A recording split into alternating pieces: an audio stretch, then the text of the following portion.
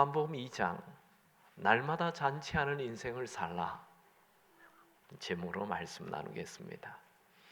여러분, 한 번밖에 살지 않는 이 짧은 인생을 지옥처럼 사는 사람이 있는가 하면 날마다 잔치하는 그런 기쁨이 넘치는 인생을 사는 사람도 있습니다. 어떻게 하면 날마다 잔치하는 그런 인생을 살 수 있을까요? 오늘 말씀을 통해 그 답을 얻는 귀한 은혜가 있게 되기 바랍니다. 같이 본문 한번 읽어볼까요? 요한복음 2장 1절 2절을 읽습니다. 사흘째 되던 날 갈릴리 가나에 혼례가 있어 예수의 어머니도 거기 계시고 예수와 그 제자들도 혼례의 청함을 받았더니, 사흘 되던 날이라는 것은 1장 마지막에 나다나엘이 예수님의 제자가 되는 날부터 사흘 되는 날입니다.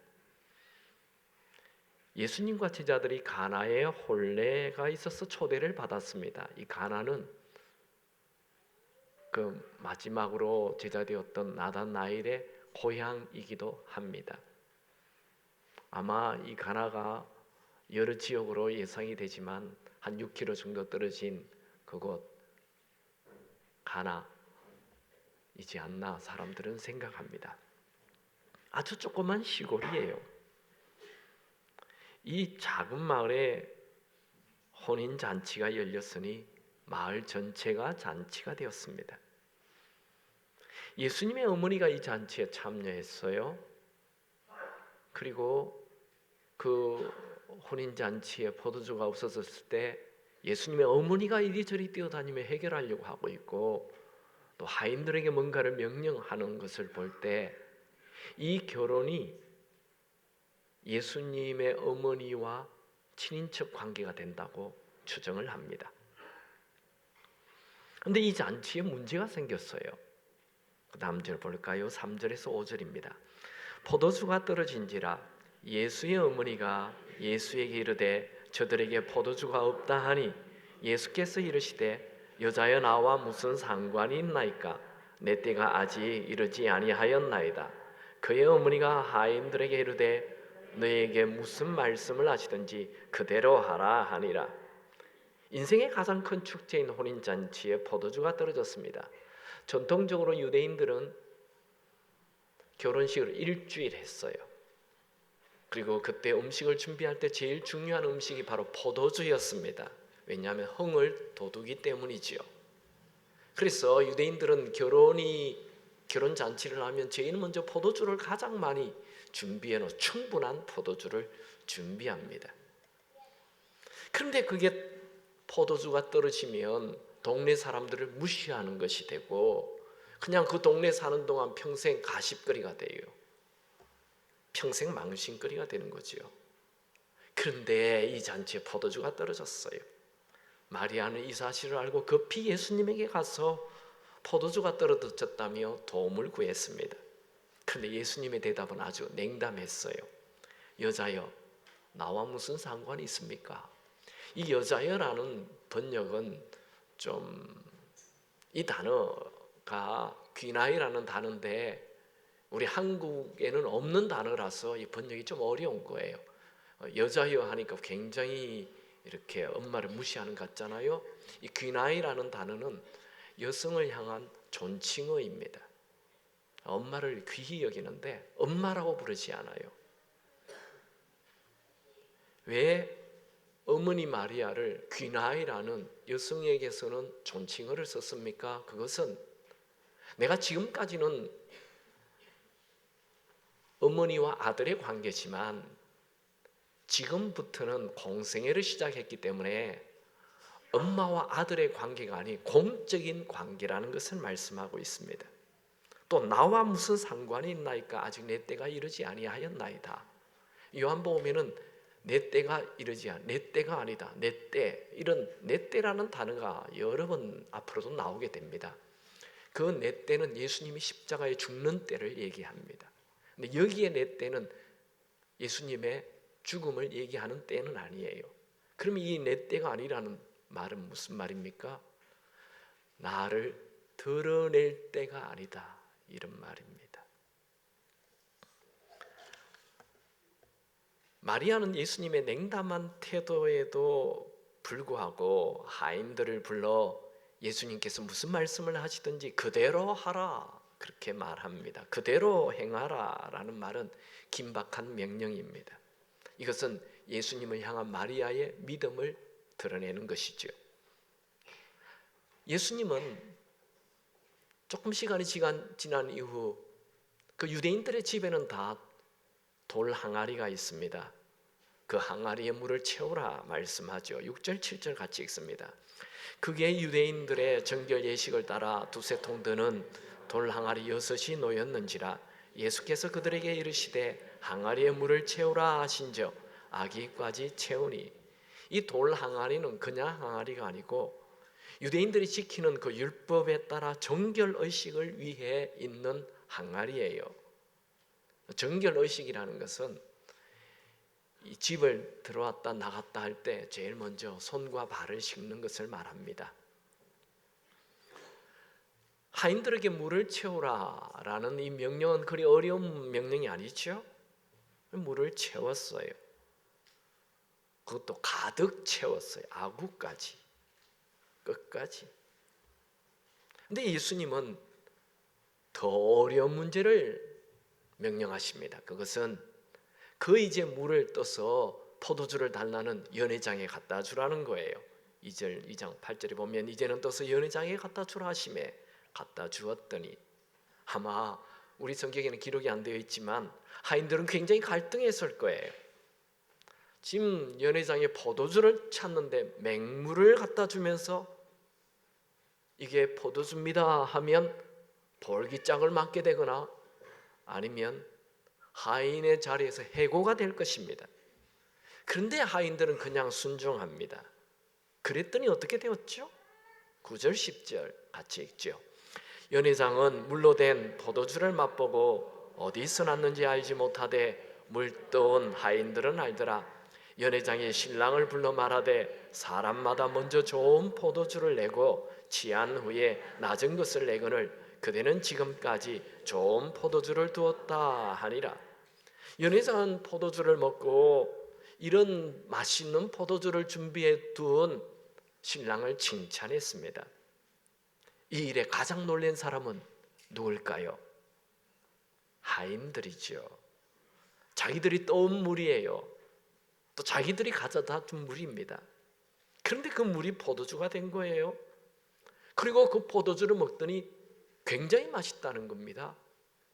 그 최상의 포도주가 된 것이죠.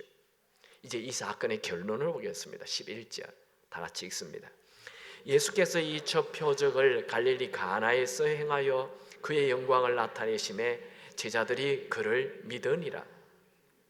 요한은 이 물이 변해서 포도주가 된 것을 기적이라고 말하지 않고 뭐라고 썼죠? 표적이라고 썼죠. 기적과 표적은 다른 것입니다. 기적은 인간이 할 수 없는 초자연적인 일이 일어날 때 기적이라고 그래요. 표적은 그 초자연적인 기적이 하나님의 아들이라는 표시라는 것입니다. 사인이라는 거예요. 여러분, 사복음서에는 34가지의 기적이 기록되어 있습니다. 그런데 요한복음에는 딱 7가지 기적만 나옵니다. 왜 요한은 7가지 기적만 기록했습니까? 요한복음 20장 30절 31절에 써놨어요. 같이 봅니다. 예수께서 제자들 앞에서 이 책에 기록되지 아니한 다른 표적도 많이 행하셨으나 오직 이것을 기록함은 너희로 예수께서 하나님의 아들 그리스도이심을 믿게 하려 하며 또 너희로 믿고 그 이름을 힘입어 생명을 얻게 하려 함이니라. 요한이 자신이 예수님께서 행한 기적은 수도 없이 많은데 그 중에 딱 7가지만 기록한 이유는 예수님이 하나님의 아들이라는 것을 믿게 하기 위하여, 그리스도라는 것을 믿게 하기 위하여 썼다는 거예요. 그러니까 우리가 이 가나 혼인 잔치의 기적을 보면서 그냥 물이 변해서 포도주 됐네 이렇게 얘기하면 안 돼요. 이거를 통해서 하나님의 아들이시구나, 이걸 알게 하려고 이 기적을 썼다는 거죠. 여러분, 제자들은 이 표적을 보고 예수님을 믿게 되었습니다. 예수님의 뭘 믿었어요? 예수님의 하나님의 아들 되심을 믿게 된 거예요. 그리스도 되심을 믿게 된 거 아닙니다. 그리스도는 나중에 십자가에서 죽으시고 부활할 때 예수님이 그리스도이심을 믿게 되는 거예요. 지금 이 가나 혼인잔치에 물이 변하여 포도주 된 것은 예수님의 하나님의 아들 되심을 믿게 된 거예요. 우리가 너무 잘 아는 이 가나 혼인잔치 기적, 아주 중요한 메시지를 담고 있죠. 여러분, 우리 인생은 정말 고해, 고난의 바다일까요? 정말 인생은 짐입니까? 정말 인생은 고통입니까? 이 고통스러운 이 세상에 살도록 우리를 밀어넣으신 하나님은 나쁜 분이죠? 만약에 인생이 진짜 고통이라면 어쩌면 인생이 고통인지 몰라요. 대부분의 사람들은 돈 문제로, 이 재정 문제로 고통을 받고 있어요. 가난해요. 재정이 늘 부족해요. 나 돈과 상관없이 풍요롭게 산다라는 사람이 몇 명이나 있겠습니까? 또 대부분의 사람들은 몸이 아파요. 5학년만 되면 아프기 시작해요. 6학년 되면 여기저기 아파요. 7학년은 토탈 다 아파요. 아니 그러면 나이가 들수록 자꾸 몸이 아픈데 인생 고통 아닌가요? 또 인간은 다 인간관계로 갈등을 해요. 인간관계 갈등이 없는 사람이 어디 있어요? 그렇게 사랑하는 부부에도 갈등을 하고, 내가 낳은 아들, 딸, 이 자녀와도 갈등을 하고, 교회에 왔는데 교우들끼리 갈등하고, 회사 갔는데 회사원들끼리 갈등하고, 인간관계 갈등이 없나요? 이런 남이 내 마음대로 다 됩니까? 내 아내가 내 마음대로 됩니까? 내 아들, 딸 내 마음대로 돼요? 내 마음대로 하려는 그 자체가 잘못이에요. 내 입안에 있는 혀도 내 마음대로 안 돼서 내가 막 물고 그러잖아요. 근데 어떻게 남이 내 마음대로 돼요? 그 자체가 잘못된 생각이라니까요. 그러니까 우리는 태어나서 죽는 날까지 인간관계의 갈등이 있어요. 어떻게 하면 이 고통스러운 인생이 날마다 잔치하느니라 하고 말씀하고 있는 잠언에 보면 날마다 잔치하느니라 이렇게 말하고 있어요. 어떻게 날마다 잔치하는 인생을 살 수 있습니까?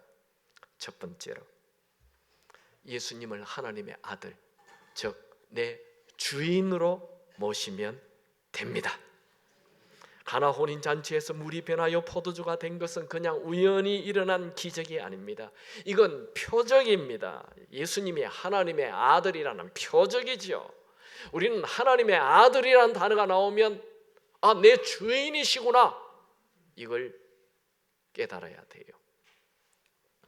유대인들에게 포도주는 기쁨을 상징합니다. 시편 104편 15절에 사람의 마음을 기쁘게 하는 포도주라고 나와 있고요. 전도서 10장 19절에 포도주는 생명을 기쁘게 하는 것이나, 저 유대인들의 머리에는 이 포도주 하면 기쁨이라는 단어예요. 잔치집에 포도주가 떨어졌다? 파장한 잔치가 된 거예요. 잔치집에 갔는데 이미 끝났어요. 맛있는 것도 안 줘요. 여러분 장터에 가봤어요? 5일장, 3일장. 장터에 가서 물건 사려고 갔는데 파장했어요. 끝났어요. 장사하는 사람이 다 떠났어요. 손님들도 없어요. 보니까 쓰레기밖에 없어요. 파장했다는 거예요. 파장한 잔치.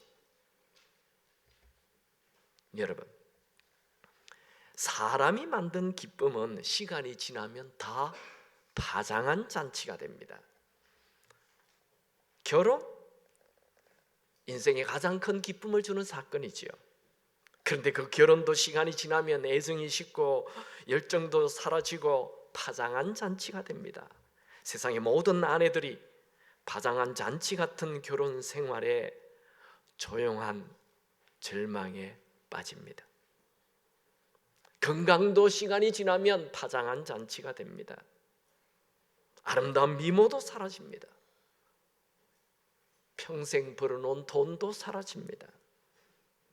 한때 큰 권력 가진 그 권력도 사라집니다.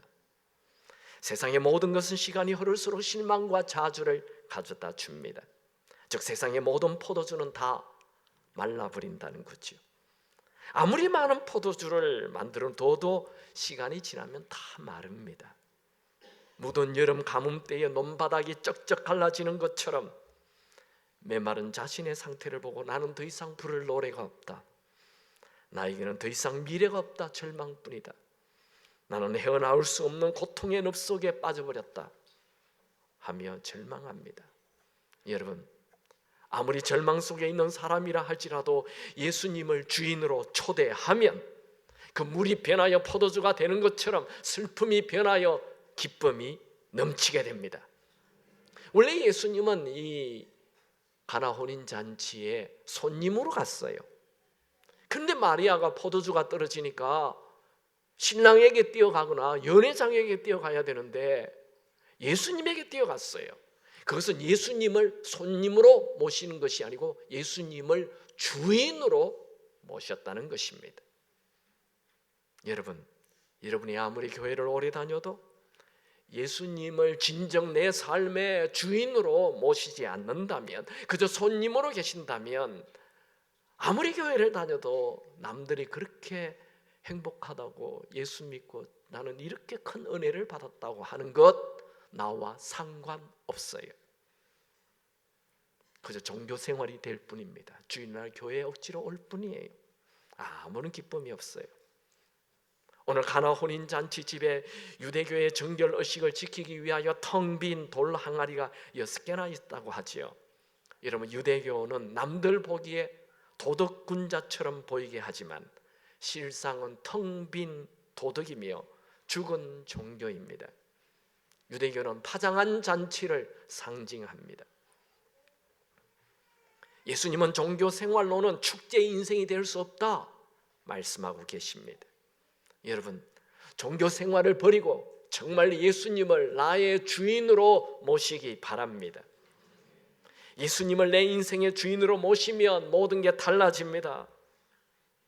교회 다니는 수많은 사람들이 예수님을 손님 대하듯 대해요. 아무리 예수님이 곁에 와 계시지만 예수님을 알지 못해요. 2007년 1월 어느 날 아침 세계적인 바이올린 연주자인 조슈아 벨이 4억 원이나 되는 스트라디바리우스를 가지고 바이올린을 가지고 바흐의 바이올린 독주를 위한 협주곡 6장을 다 연주했습니다. 그가 연주를 하면 보통 연주홀에 입장료가 20만 원이 되어도 순식간에 다 매진이 되어버립니다. 그만큼 세계적인 스타죠. 그런데 그가 야구 모자를 깊이 눌러 쓰고 자신의 얼굴과 신분을 다 가리고 워싱턴 지하철역에서 연주를 했습니다. 그 앞을 1097명이나 지나갔지만 단지 7명만 가던 길을 멈추고 그의 연주를 들었습니다. 45분 동안 열정을 다해 연주를 했지만 청중들의 박수도 감사의 인사도 없었습니다. 그의 깡통에는 단지 32달러 10센트, 즉 4만 원 정도만 던져졌습니다. 하루에 100만 명 넘게 다니는 지하철역이지만 각자가 바쁜 일에 쫓기느라 세계적인 연주를 들을 수 있는 귀가 없었던 것입니다. 여러분, 우리 주위에 하루에도 수많은 기적이 펼쳐지고 있습니다.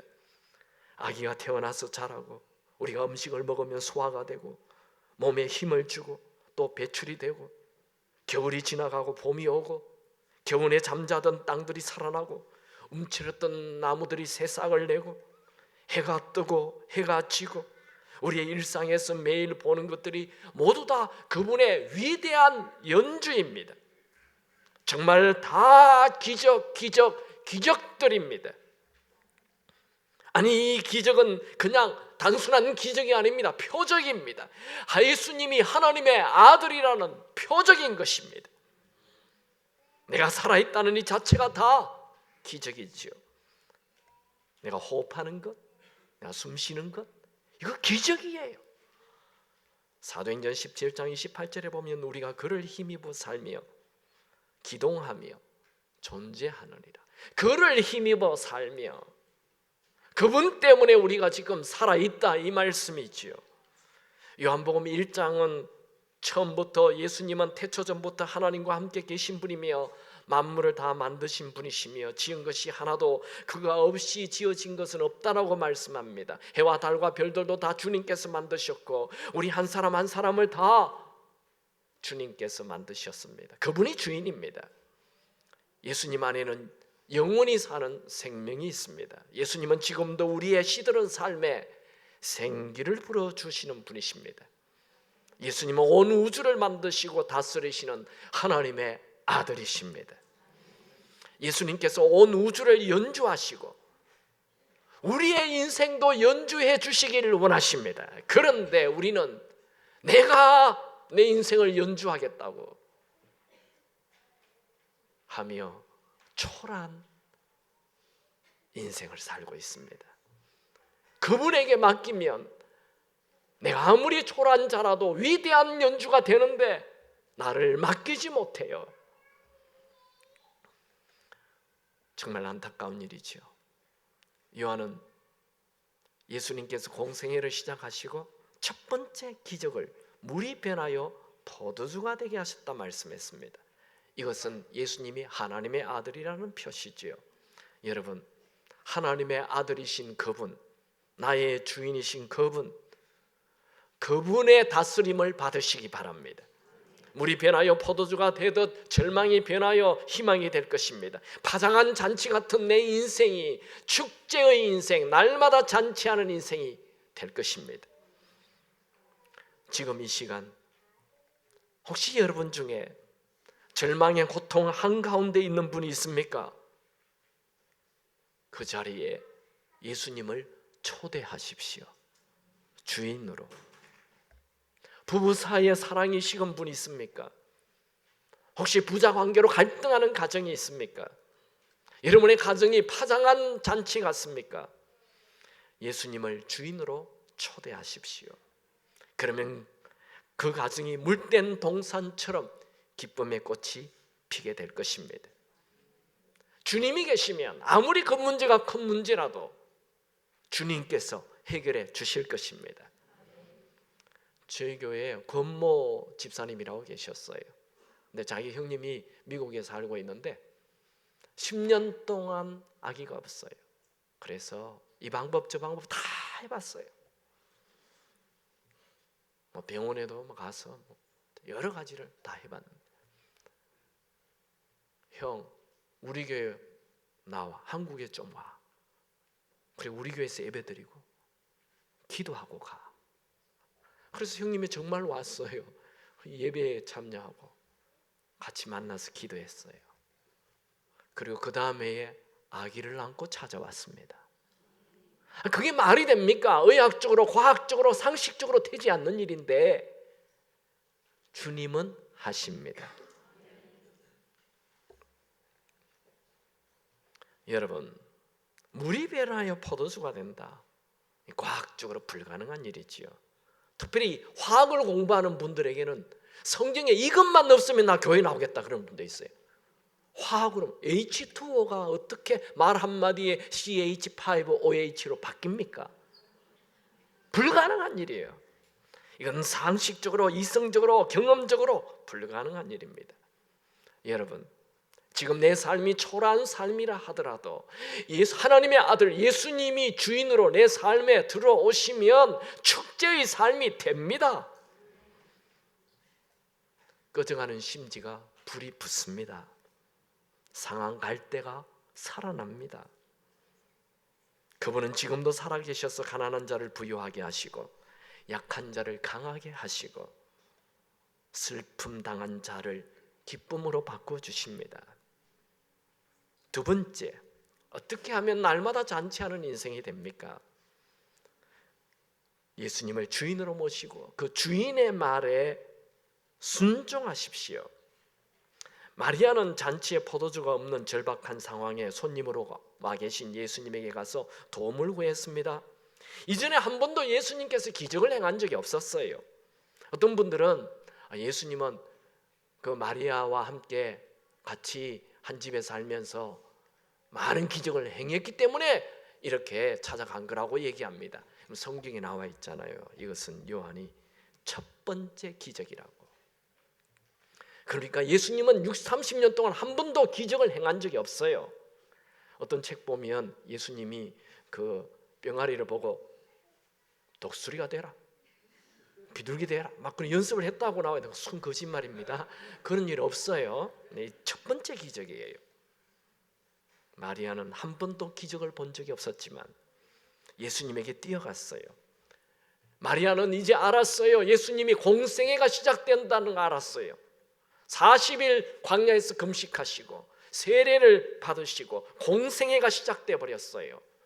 그래서 이제는 내 아들이 아닌 이분이 하나님의 아들이라는 걸 알았어요. 태어날 때부터 하나님께서 하나님의 아들이라고 말씀하셨어요. 이제 공생애가 시작된 걸 알았던 이 마리아, 예수님을 주인으로 모시고 찾아간 거예요. 여러분 인생에 지금까지 한 번도 기적이 없었다 하더라도 이제 예수님을 주인으로 모시고 기대하며 사시기 바랍니다. 그게 믿음이에요. 마리아가 예수님에게 도움을 구했지만 예수님의 대답은 냉담한 대답이었어요. 그러나 그녀는 예수님의 말씀을 믿고 예수님을 믿고 하인들에게 무슨 말씀을 하시든지 그대로 하라 명령을 내렸어요.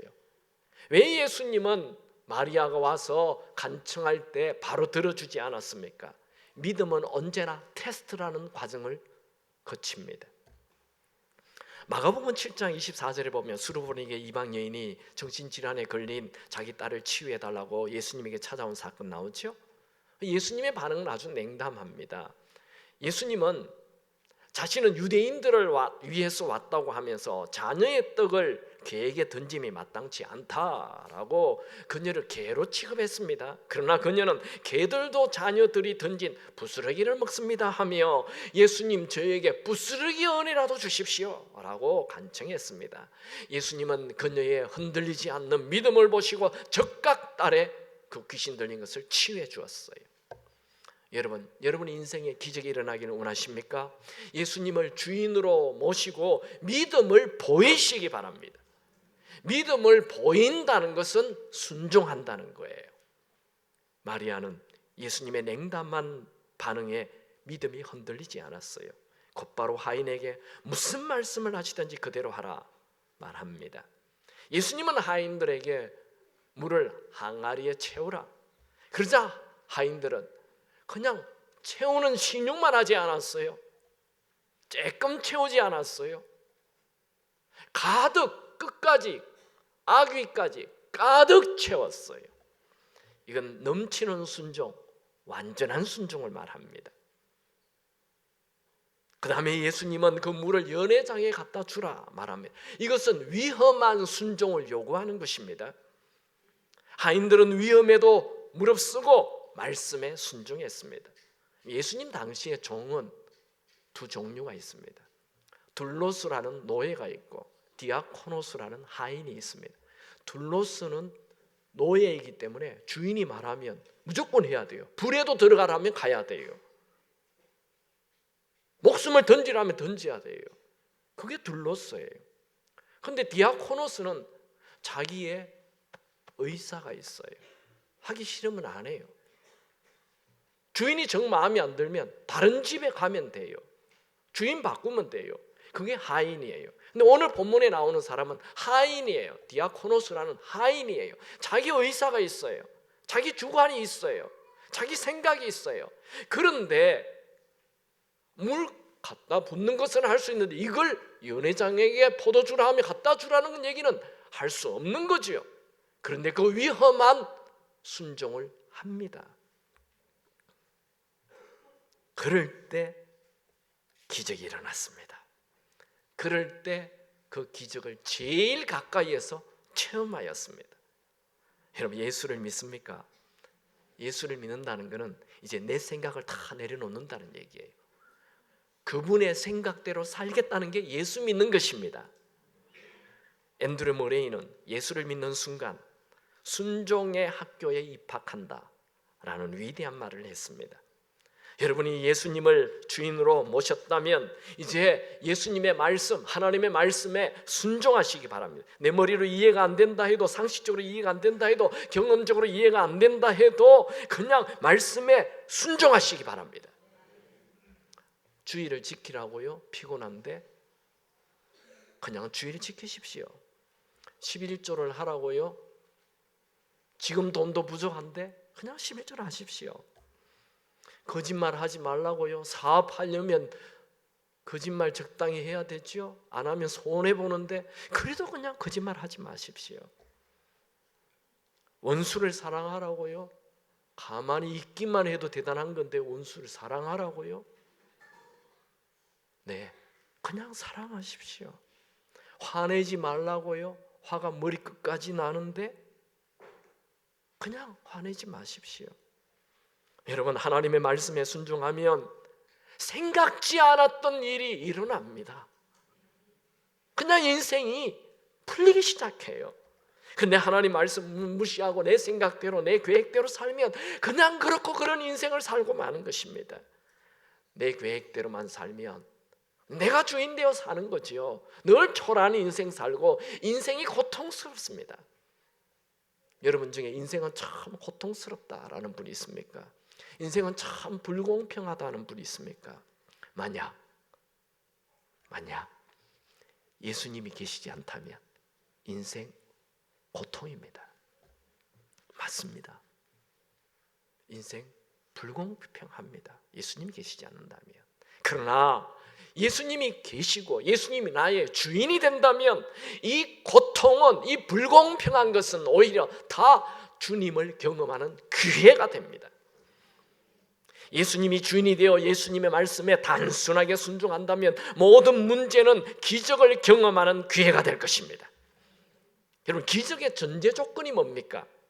기적이 되려면 먼저 큰 문제가 있어야 돼요.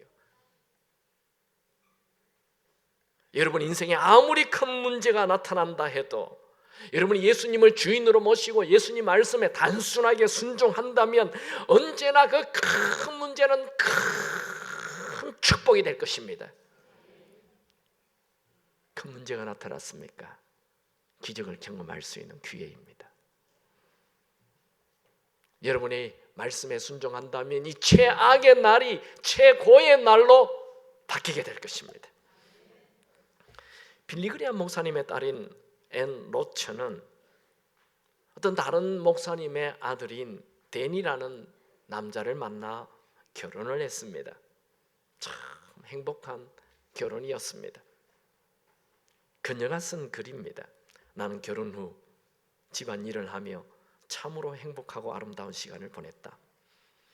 결혼 후 10년이 될 때 시골에서 도시로 이사를 했고 남편은 치과를 개업하였다.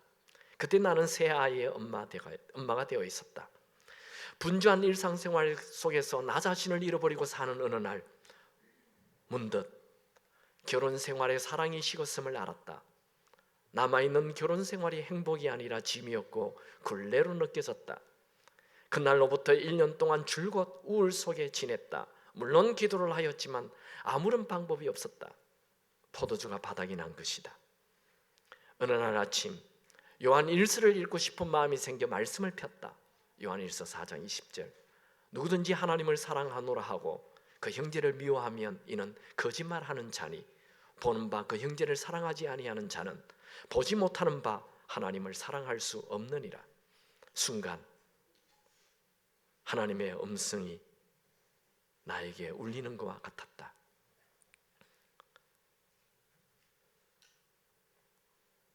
만일 네가 하나님이 나를 사랑한다 말하면서 남편을 사랑하지 않으면 이는 거짓말하는 것이다. 눈에 보이는 남편을 사랑하지 못하는데 어찌 눈에 보이지 않는 나를 사랑한다고 말할 수 있느냐? 그러므로 나는 너에게 명령한다.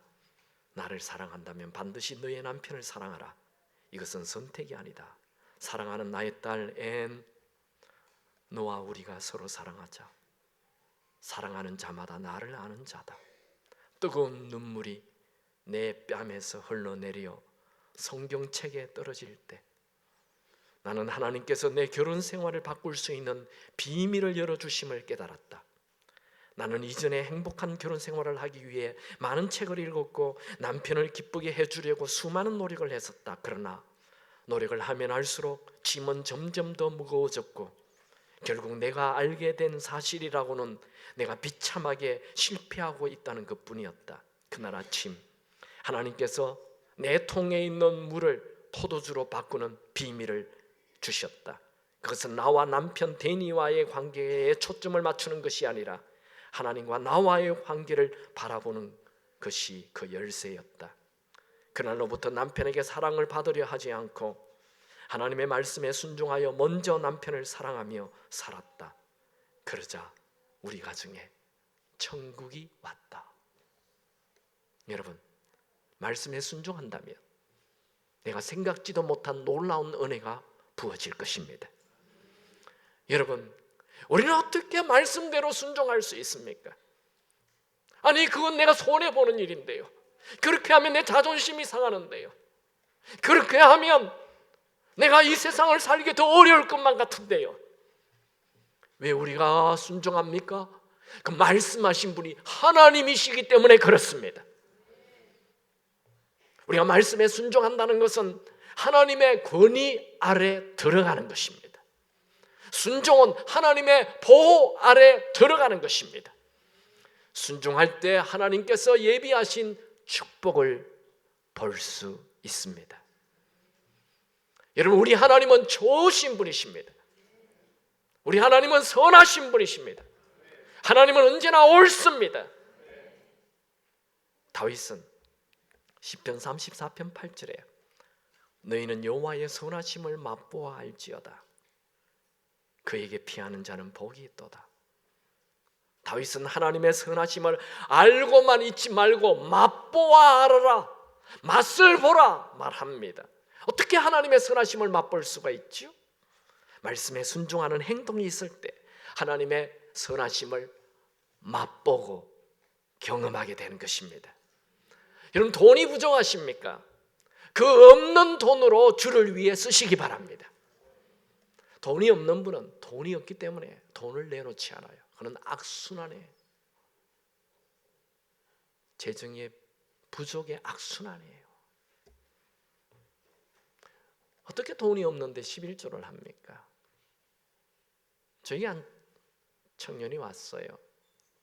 제가 처음 교회를 개척했을 때 교인들이 다 청년이었어요. 결혼한 지 얼마 되지 않은 청년이 왔어요.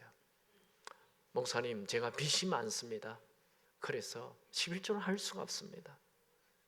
그때 제가 뭐라고 대답했을까요? 맞습니다, 형제님. 빚 다 갚고 11조 하세요. 제가 그렇게 했을 것 같습니까? 제가 비유를 하나 들었습니다. 형제님, 아버지가 병원에 입원을 했어요. 네, 두 아들이 있어요. 첫째 아들은 돈을 잘 벌어요. 아버지가 병원에 입원하자 찾아와서 500만 원을 주고 갔어요. 근데 둘째 아들은 빚더미에 사는 아들이에요. 근데 빚더미에 있는 이 아들이 아버지가 병원 한 대 찾아왔어요. 그리고 울면서 뭐 주머니에서 뭐를 하나 꼬작꼬작 하면서 꺼내는데 적고 또 접은 10만 원짜리 수표 하나를 아버지 이거 고기 한번 사다 드세요 하고 나갔어요. 아버지가 이 병든 아버지가 병원에 입원한 아버지가 두 아들의 어떤 돈에 감동을 받았을까요? 500만 원에 감동 받았을까요? 10만 원에 감동 받았을까요? 그 둘째 10만 원을 받고 울기 시작했어요. 그리고 자기 부인을 불러 여보 조금 전에 받은 그 500만 원 그 둘째에게 다 줘. 그렇게 말한 거예요.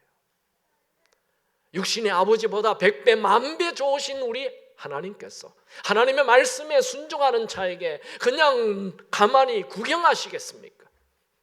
여러분이 말씀에 순종할 때 하나님은 하늘에 있는 것을 다 모아서 여러분에게 부어주실 것입니다. 몸이 아프다고요? 그래서 봉사할 수 없다고요? 아픈 몸으로 섬겨보십시오. 건강을 주실 것입니다. 인간관계가 깨어졌습니까? 먼저 사랑하라 했잖아요. 먼저 찾아가서 좋은 말을 해보십시오. 관계가 좋아질 것입니다.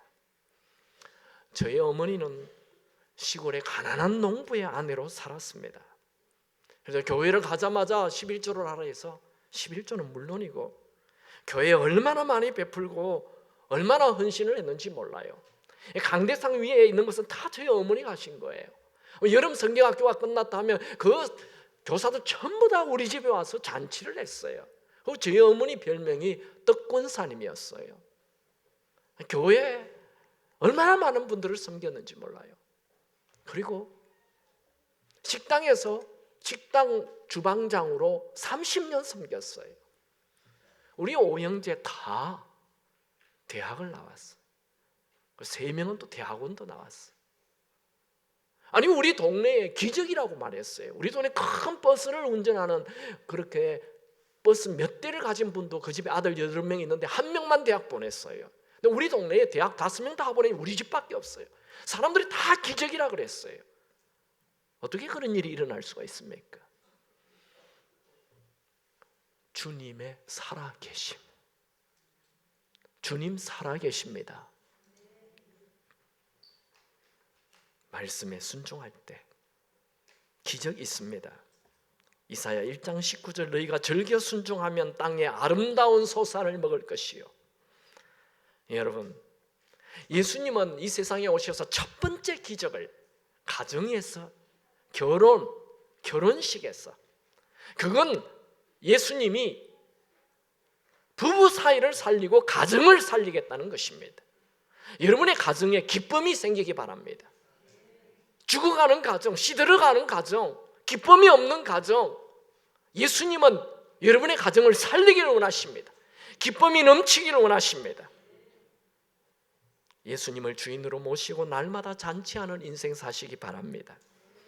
예수님 말씀에 그대로 순종하여 물이 포도주로 변하는 기적을 경험하시기 바랍니다.